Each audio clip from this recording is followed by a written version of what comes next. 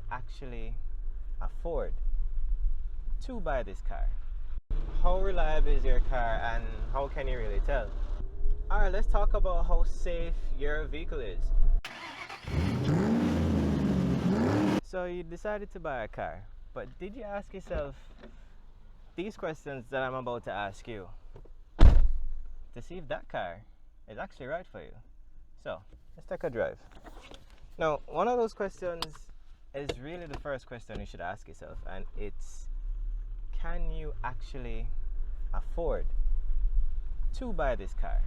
So when you take a loan, if you take in a loan, that loan amount is coming out every single month, regardless of what you're doing, regardless if it's raining, if it's snowing, if there's a flood going on, that loan amount is coming out every single month. So you have to ask yourself, can you afford to pay the loan and feed yourself? Can you afford to pay the loan and pay your registration? Can you afford to pay the loan and pay your mortgage or pay your rent? Can you afford to pay the loan and insure the car? And when you take a loan out on a car, insurance is one of those things that you need to keep on top of, because you don't want to be in an accident and that car is written off. You still owe the bank that money. And the other thing that people don't really take into consideration is, can you also afford to service it? Well, that is one of those things that we're going to talk about next. So, the servicing of your car is very important. That's one of those things that you need to do to ensure that your car is running in tip-top shape. Now, when you get a brand new car, you might get it with a service package, and that service package might last 2 years, 30,000 kilometers. But the thing about it is that that service package might not cover everything that needs to be serviced. So let's say in the case of my Suzuki Jimny, my service package only covered fluids and filters. It didn't cover spark plugs. So when I wanted to change, or not when I wanted to change, when I was looking at the service manual, I realized that the spark plugs should be changed at 2-year intervals or 30,000 kilometers. No, this wasn't done, and when I reached out to the dealership, they said they inspected them. Now, if you're not comfortable with what you're told by the dealership, you can always call another mechanic and go, what do you think about this? You cannot, however, make another mechanic work on your vehicle, but we'll get to that part shortly. So I asked him what he thought of that response, and he said, hey, that's okay, sometimes that happens, and based on the type of plugs you have, you would need to change it anyways. But let's say if I was one of those individuals who wanted the plugs to be changed, that would have to come out of my pocket. So even though you have a service package, it doesn't necessarily mean that everything is covered. So that's something to keep in mind. And then the other thing to keep in mind is, do you know how much it costs to service your car? Because let's say after your car has gone through that service package, that 2-year period, can you actually afford to service that car and pay that loan? How much does it cost to that basic service? Like, that's something that's very critical, because to keep your warranty, which is what we're going to head on to next, you have to service at the dealership, at least here in Jamaica, unless any lawyers want to jump into the comment section and tell me otherwise. So that is one of those things that you have to keep in mind. You have to service at the dealership. Just winding out the window so I don't get a copyright strike. So you have to service at the dealership. Now, if you don't service at the dealership, at least out here, it actually says that you voided your warranty. I know in places like Australia, if you service at a registered mechanic, you can actually service your car outside of the dealership at a rate that's, suitable for your pocket, and you're fine. But out here, that's a bit different. So you have to find out if you can actually afford to service that vehicle, whether you're paying a loan or not, because it's a part of the thing that needs to be done to keep your vehicle in proper working condition. So let's say you've taken a loan, let's say you've gotten a service package. Let's talk about warranty. So your warranty, what does it cover? Does your warranty cover just the engine? Does it cover the engine and the transmission? Does it cover your electronic system? What exactly does it cover? And what can you do to break your warranty? So now, in most cases with dealerships, if you have a manufacturer's warranty, what will happen is that as long as you service at the dealership, you will have your warranty. However, if you service elsewhere, unless you're in a place like Australia, there might be other places that allow for this kind of system. But here in Jamaica, if you service elsewhere, that's it. You've voided your warranty. The next thing that you need to know is your warranty, or the period that you have for your warranty, the manufacturer's warranty, or is it an extended warranty? Say the manufacturer's warranty is 3 years and you're getting 5 years warranty. Is it a manufacturer's warranty plus an extension? And if it's an extension, what does that extension actually cover? Does the extension cover the same components as the manufacturer's warranty, or does that extension cover just less things and is useless? So it's always good to call the dealership and find out what exactly your warranty covers. And if you're not entirely sure of what the dealership is telling you, if you don't really trust the dealership, you can send the manufacturer an email and say, hey, I'm about to buy this car, or if you've already bought it, this is the scenario. What kind of coverage am I getting? So the next thing we're going to talk about is resale. Can you sell the car back as quickly as possible? Like, what kind of value will it have in, say, 1 year's time, or 1 year time, or 2 years time, or 3 years time? And another reason why resale is important is that you take a loan, that car has a, did that bird survive? It did survive. So we're going to talk about safety next, since that just happened. So you take a loan, your car is going to devalue over a certain period of time. You don't want, when you're paying the loan in the first year, second year, third year, the value of the car is way lower than your loan amount. And then when you sell it, like, you have nothing to get. You're not breaking even. You're not even getting a little tips. Like, it's a massive loss. So what you need to do is that you need to look at the market you're in, and you need to figure out what kind of car has a decent resale value. So sometimes it's best to just ignore the flash, ignore the hype, buy the vehicle that has the best resale value if selling the car back and not losing any money or just breaking even is important to you. It might not be important to you, you might not care about it, and that's fine if that is where your headspace is at. But if you're one of those individuals who really needs to ensure that they at least break even with that particular purchase, it's always good to do your research and see whether or not you can actually sell this car back in a decent, well, at a decent cost. So the next thing we're going to talk about is safety. How safe is the car that you're currently in? Alright, let's talk about how safe your vehicle is. So I know when you go to the showroom, you see the car, it looks nice, it has the nice lines, the nice edges. It's your dream car. Like, you know how fast it can go, you know, the horsepower, the torque, all of that lovely stuff. When you meet in an accident, because you have no idea when this is going to happen, nobody plans to meet in an accident, it just happens. And especially on our Jamaican roads, with the way these idiots drive, I mean, it can happen. So it is key for you, the driver, to know how safe your car is, especially if you're going to be packing your family in there, your friends in there, yourself in there.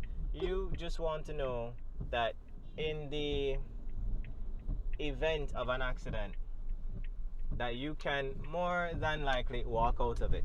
Now, I know there comes a point in time when the car can't keep you safe, and that's just your time. But what you can do is you can equip yourself with this knowledge. You can say, okay, I'll go on NCAP, I'll go on NCAP, I'll go on global NCAP, and I'll see what ratings this car has. See how safe this car is. See if I'm comfortable with the ratings. And then you can buy it based on that data that is presented to you. Now, there is a pickup called the Nissan NP300. It's also known as the D22. And there is the Nissan Frontier, also known as the Navara, also known as the D23, or at least that's the model number. So Nissan, or NCAP rather, one of the NCAPs, I'm going to clarify that on screen, did a crash test. It crashed the D22 with the D23, and in the D22 no one would have survived, right? In the D23 they're able to walk out of it. So I'll leave that link in the description as well. So I'm just saying this to say that the car might look nice, it might have a particular name that might be insinuating a particular thing. It's always good to work with the data. The data, I'm not going to say never lies, but in this particular instance, the data doesn't lie. So for your own well-being, for the well-being of your family, just see if your car has safety information, and if it does, and you're comfortable with what you're seeing, fine, go ahead. Another tidbit is that this Suzuki Jimny, in an accident, I think they tested at 69 kilometers an hour, you have a 73% chance of walking out of it. Now, this particular Jimny is actually safer than another 4x4, which is the Jeep Wrangler. I'll also put that in the description so you guys can compare the two data sheets. So it also goes to show that size doesn't equate safety. So I'm not bashing anybody, I'm just giving you the facts. So the next thing we're going to talk about is how easy is it for you to get parts. Like, that is something that is critical. So we're going to be talking about parts. Can you actually get parts for a D23? Not for the Frontier, but maybe you have a Frontier, but can you actually get parts for the car that you're going to buy? Now, the thing about it is that if your car is brand new to a particular market, chances are you can only get parts at the dealer. And if you can only get parts at the dealer and you're comfortable with that, you need to know that when you're at the dealer, you're going to be paying it at a dealer rate, which is very expensive, or can be very expensive. So if you have a car that is popular, say like a Toyota Camry, you can probably get parts at the dealer, parts at your local private parts distributor, like we have Bert's here, Sheldon's, stuff like that. We have Automotive Art. And if you have a car like that, chances are, if you're still under warranty, as long as you're buying genuine parts, you carry it to the dealer, they'll put it on for you, no problem. Now, if you have a car and you can't get parts outside of the dealer, and you like the private parts distribution network, like a Birds or something like that, does not have that, can you also get those parts online? Say from something like megazip.net, or I don't know, Rock Auto or something like that. And if you can't get it online, can you possibly get it, say, from abroad? Maybe you have family members who live in, say, the States or England or wherever, and that particular part is available for your particular car. Then you could ask them to buy it for you, or you buy it online, or you send them the money, however it is. Or they could go to a junkyard in the States and, you know, they pay for it, ship it over, stuff like that. You need to be aware of your options when it comes to your cars. So that is something very important to look out for. The other thing that we're going to touch on is, how reliable is the car that you're driving? Like, that's something very critical. So reliability, how reliable is your car, and how can you really tell? Now, if you're going to be buying a relatively new car maker that's relatively new, it might be a good idea to look on the forums. Simply type in your car's name, the model, and see if there's any information on the forums about that car. The other thing is that if your car is very popular, you will see a lot of information about your car on the forums. You might be able to find information on review websites like Kelly Blue Book or Cars Guide Australia, and they can generally give you an idea of how reliable the particular car you're interested in is. Now, if you don't have any of that and you know someone who's had the car for maybe like a year, drives a hell of a lot with it, so it has a fair amount of kilometers on it, then you could ask them, hey, how has your experience been? What has the car been like for you? Would you recommend that someone buy it? And that's basically all you can do in a situation like that if it's new. It's very important that with all the things I've said so far, that you don't follow the media, like you don't follow the manufacturer's media hype. Try and look for people who are real owners and see what their experience is like, because you've seen a car go through a certain amount of water, going over a certain kind of terrain, climbing a certain kind of grade. It's fine in that one clip. You don't own the car, so you don't know what's going on with the transmission, the axles, the diffs. You don't know what's going on with the diff breather, if it has anything like that, if any water has gone in it. You don't know anything like that. And I'm not saying that the manufacturer will actually do something in a particular way to say that the car can do what it cannot. I'm not saying that, but what I'm saying is that it can happen, but also you just don't know what's going on with the car afterwards.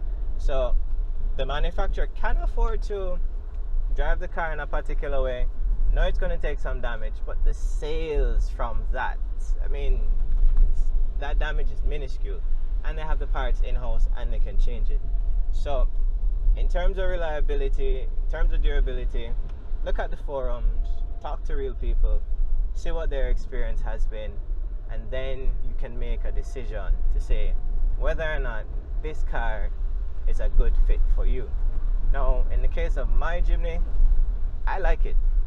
It's very reliable. I had a 3rd gen Jimny before, carried it all around the island. It had one problem, and I was being cheap, and that problem kept on reoccurring. That's my fault. If I had fixed it, wouldn't have popped up ever so often.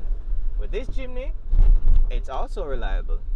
It's carried me all over the island.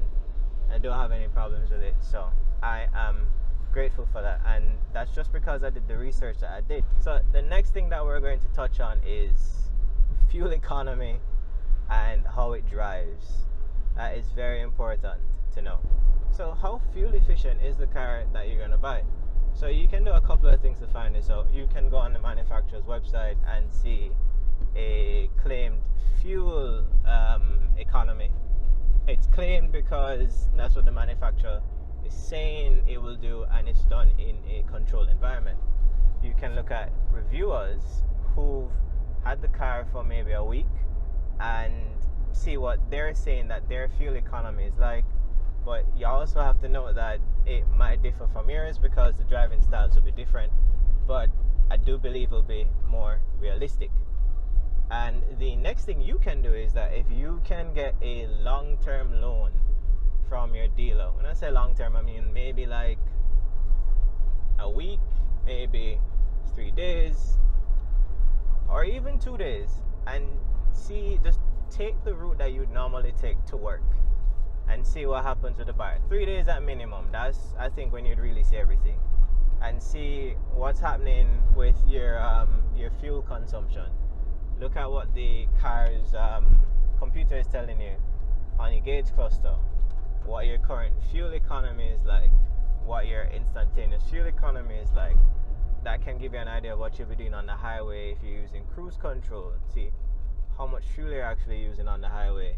And if you're going to work, that can tell you how much fuel you're actually going to use in a busy work week kind of environment. So that's a good way to tell how fuel efficient the car is and if you can actually afford to fill it up. The other thing that will tell you if you can actually afford to fill it up is if you know how big your fuel tank is. So you can have really excellent fuel economy, but if you can't afford to fill that car up, it's kind of pointless, right? So what I'm saying is that you'll have cars that will give you 8 liters per 100 kilometers, but in JMD, I'll put the conversion up on the screen. If it's like a diesel, then you might end up spending like 25,000 JMD to fill it up. That might be hard on your pocket, but that might also be based on your driving style, your needs, maybe for work. That might be 2 weeks worth of fuel. It might be a week's worth of fuel. So it's something that you need to consider when you're actually buying a car. It's not something you jump at. So I think we've covered everything that you need to know, the questions you need to ask before you buy that car, that dream car of yours. Maybe after going through this question checkpoint, you might not find it to be a dream car because it doesn't really tick all of your boxes.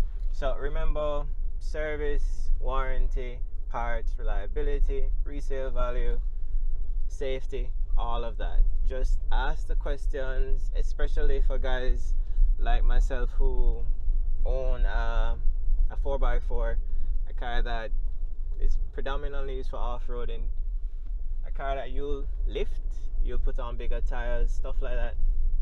And this will apply to anybody who plans to modify their car.